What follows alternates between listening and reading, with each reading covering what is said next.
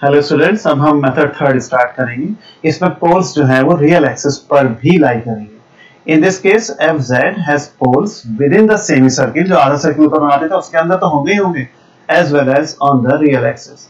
We exclude the pole on the real axis by enclosing them with the semi. Exclude का मतलब अलग कर देना, हम उसको बाहर निकाल देंगे एक छोटा सा सेमी सर्किल बना के स्मॉल रेडियस से। The procedure is called indentation at a point. Method जो होगा वो क्लियर होगा, नीचे दिए गए क्वेश्चन से। Apply the calculus of residue to evaluate the this one.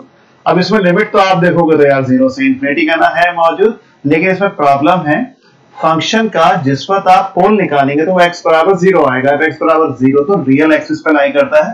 पिछले मेथड का तो लड़ाई ये थी कि रियल एक्सिस पे लाई नहीं करेगा, यहां करेगा। तो यहाँ पे लेट एफ जेड, जो ऊपर वाला साइन या कॉस होता है वो e की पावर में आ जाएगा, नीचे z है। पोल ऑफ एफ जेड पहले निकाल लेंगे, z बराबर 0, that is pole lie on the real axis. Now consider the integral c f z dz। हर एक में यही लाइन आएगी, where c is the closed contour consisting of gamma the upper half of the large circle mod z बराबर r and the real axis from -r to +r।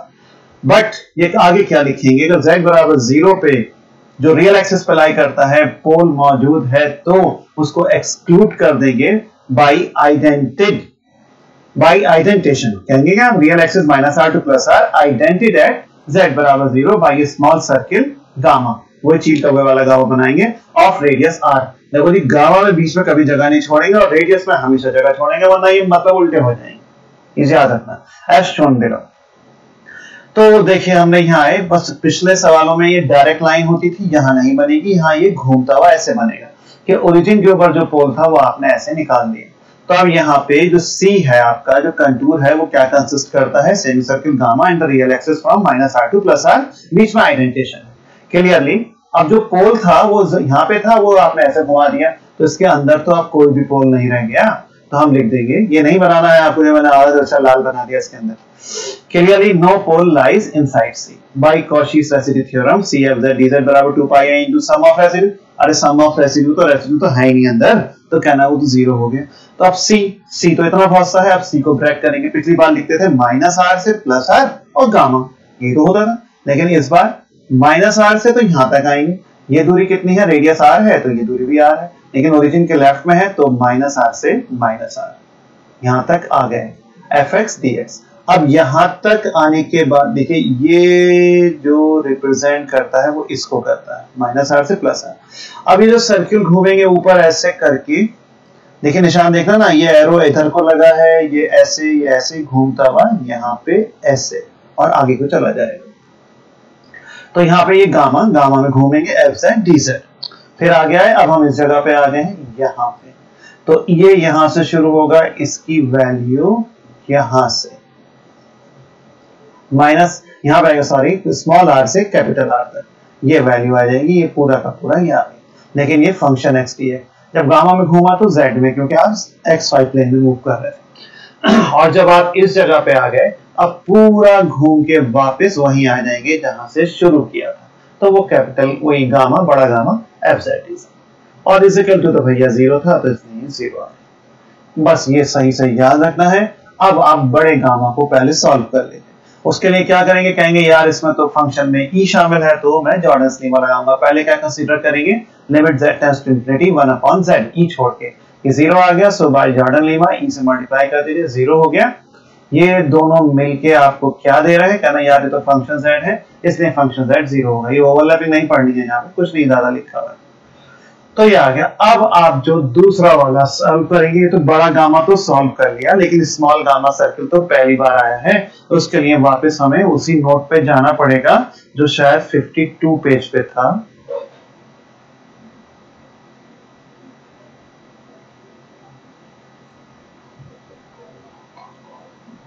52, ये वाली line, कि A B अगर arc है θ1 और θ2 के बीच में of the circle इतना z माइनस a बराबर r, अगर सर्किल है इसका सेंटर a होगा और रेडियस r होगी, तब limit z tends to a z minus a F z बराबर k, तब ये वैल्यू i θ2 माइनस θ1 बराबर k के होती है।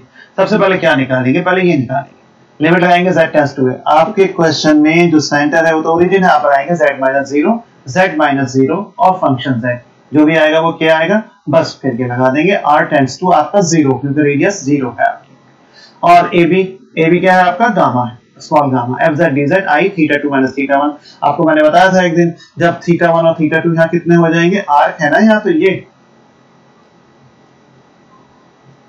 ये हो जाएगा θ1 और ये हो जाएगा θ2। लेकिन पूरे सर्किल के ऊपर जब ये यहाँ तक आएगा, मैंने उस दिन भी बना के दिखाया था आपको, और ये घूम के जब यहाँ तक आ जाएगा तो यहाँ पे θ1 तो भाई साहब 0 हो जाएगा, और इस जगह पे θ2 कितना हो जाएगा, पाई, θ2 पाई, और यहाँ θ1 0।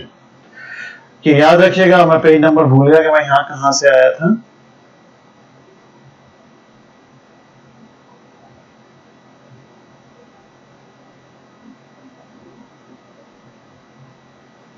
यहां से गए थे। तो देखिए सबसे पहले क्या कंसीडर करेंगे, limit z tends to centre, centre है 0, z minus centre into fz की वैल्यू रखिए, काटिए कूटिए, के आ गया। Then limit small r tends to 0, gamma fz dz बराबर minus i beta minus alpha और k। अब यहाँ माइनस क्यों लिया, नेगेटिव साइन इसलिए लिया, देखिए गामा जो है ऊपर वाला एंटी क्लॉकवाइज है, नीचे वाला क्लॉकवाइज है। शुरू से बोला गया कि एंटी क्लॉकवाइज ही पॉजिटिव माना जाता है, यूज कहीं नहीं आया था, लेकिन आज जब एंटी क्लॉकवाइज आया, यहाँ पे उल्टा घुमा तो नेगेटिव लगाएंगे। मैंने लिखवाया होगा, हाँ ये लिखा है, here negative sign is taken since gamma is clockwise oriented, anti clock को पॉजिटिव मानते हैं। तो i बीटा माइनस अल्फा, तो i तो ऐसे ही रहेगा, बीटा मैंने अभी बताया आपको पाई हो गया, और अल्फा यहाँ पे 0 हो गया, क्योंकि ये यार यहाँ पे भी बना हुआ है, ये जब यहाँ पहुंचेगा a तो यहाँ पे ये 0 हो जाएगा अल्फा, और जब यहाँ पहुंचेगा तो बीटा जो है ये पाई हो जाएगा। ये बना हुआ तो है, जब ये नीचे पहुंचेगा तो 0, और जब ये आर्क का भी हिस्सा यहाँ तक है, तो सेमी सर्कल बनेगा, जब आर्क खींच के यहाँ से यहाँ तक हो जाए तो यहाँ अल्फा 0 और यहाँ बीटा पाई। तो इस प्रकार ये वैल्यू जो है माइनस आई पाई आ गई। अब आपको इस इक्वेशन में 1 में वैल्यूज को डालना है, तो आप कहेंगे मेकिंग कैपिटल R तो इंफिनिटी, क्यों इंफिनिटी, क्योंकि जॉर्डन्स लेमा में इंफिनिटी लगाते हैं, और स्मॉल r टेंड्स टू 0 क्योंकि इस थ्योरम में स्मॉल r को 0 लिखते हैं। Making r tends to 0, small r tends to 0 इन 1 में डाल देंगे, एंड नोटिंग 2 एंड 3।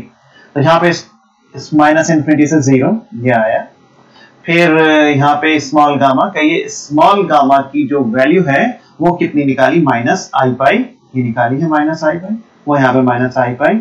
उसके बाद यहाँ पे स्मॉल r है, स्मॉल r, तो यहाँ 0 से इंफिनिटी, ये आपने लगाया 0 से इंफिनिटी, और ये बड़ा गामा जो जॉर्डन लीमा से 0 पहले निकाल रखा है, ये 0 हो गया। अगले स्टेप में ये वाला और ये वाला इंटीग्रल जुड़ जाएगा, भाई माइनस इंफिनिटी से 0, 0 से इंफिनिटी, ये माइनस इंफिनिटी से प्लस इंफिनिटी हो गया, और सामने वाला आई पाई हो गया। फंक्शन x की वैल्यू रखिए, e की पावर को खोल लीजिए, कंपेयर कर दीजिए, कंपेयर करने के बाद ही 2 टाइम्स करिएगा, क्योंकि माइनस वैल्यू रखने पर फर्क नहीं पड़ेगा, यहाँ पे माइनस यहीं रह जाता, यहाँ नहीं लिख सकते, तो इसलिए आपने कंपेयर करने के बाद ही 2 टाइम्स करेंगे, और 2 नीचे ले जाएंगे पाई बाई 2। ये मोस्ट इंपॉर्टेंट सवाल है, ये 10 साल में 2-3 बार आया होगा। एक और देखिए, मैं ज्यादा नहीं कराऊंगा इस वक्त क्वेश्चन, क्योंकि नया मेथड है, भी आपने पिछले भी शायद पूरे नहीं करे होंगे। यह है क्वेश्चन, इसमें भी कहिए काम वही है, z बराबर 0 है ऑर्डर 2 का। अब आप आराम से पढ़िएगा, पोल्स लाइज काय पे, रियल एक्सिस में। नाउ कंसीडर द इंटीग्रल, वही लाइनें हैं, c fz dz where c is a closed contour consisting of gamma the upper half of the large circle mod z बराबर r and the real axis minus r2 plus r identity at z बराबर 0। देखो साहब ये मत समझना order 2 है तो पता नहीं क्या 2 बार बनाऊंगा सर्किल, कुछ नहीं, वही सर्किल बनेगा, बस आइडेंटिटी हो या आइडेंटिटी हो सब गायब हो गया, मतलब वही चाहे ऑर्डर 2 हो चाहे 3 हो, वो आइडेंटिटी से सब गायब हो गया। तो स्मॉल सर्किल गामा है, रेडियस r है, as shown below, clearly no poles lies inside c, तो कॉशी's की रेसिड्यू थ्योरम से CFZ dz बराबर 2 pi i sum of residue वो 0। अब मैंने बहुत मेहनत से आपको पिछली बार सिखाया, माइनस r से स्मॉल माइनस r तक fx dx, फिर गामा की यात्रा होगी ये fz dz, फिर स्मॉल r से कैपिटल R fx dx, फिर गामा यहाँ तक आ जाएगा। नाउ अब आप कैपिटल गामा को पहले सॉल्व कर लीजिए, ई में था ना क्वेश्चन, तो पहले आप 1/z² कंसीडर करिए, 0 आ गया। अब जॉर्डन लीमा से, अब जॉर्डन लीमा में सिर्फ ई मल्टीप्लाई होता है, ये सब्ट्रैक्शन नहीं होगा, तो आप 2 बार जॉर्डन लीमा लगाइए, एक बार 2aiz के लिए, ये देखिए आराम से 2aiz, वो ओवरलैपिंग हुई हुई, और यहाँ पे 2biz, दोनों पे 0 आया। अब इन दोनों इंटीग्रेशन को घटा दीजिए, तो घटाने के बाद लिखा है सब्ट्रैक्टिंग देम वी गेट, तो ये चीज जो बनी ये क्या बन गई, ये fz बन गया। सही से देखना, बड़ा वियर्ड सा लग रहा है लेकिन है कुछ नहीं, वो पीछे की ओवरलैपिंग से परेशानी हो रही। सब्ट्रैक्टिंग देम वी गेट इतना, तो fz dz बराबर 0। अब साहब इस प्रकार जॉर्डन लीमन ने 0 बनाया। अब limit z tends to 0, centre है ये 0, अभी कहीं और होता तो वही लिखते हैं यहाँ पे z माइनस सेंटर, बस z ऐसी fz की वैल्यू डाली, लिमिट पेमेंट लगाई, लिमिट जैसे लगाई z टेंड्स टू 0 तो 0/0 की फॉर्म बन गई। तो DLH रूल लगा के फिर लगा दीजिए लिमिट, ये आ गया। तो बस फिर small r tends to radius, small r tends to centre, gamma fz dz minus i, यहाँ पे नेगेटिव इसलिए लिया क्योंकि यहाँ पे gamma and clockwise, beta minus alpha के पाई माइनस 0 और ये k की वैल्यू। इस प्रकार ये आ गया। By making r tends to infinity and small r tends to 0 in 1 and noting 2 and 3 we get minus infinity से 0 fx dx, ये आएगा। आपने इक्वेशन नंबर 1 में रखना है, माइनस इन्फिनिटी से 0 fx dx।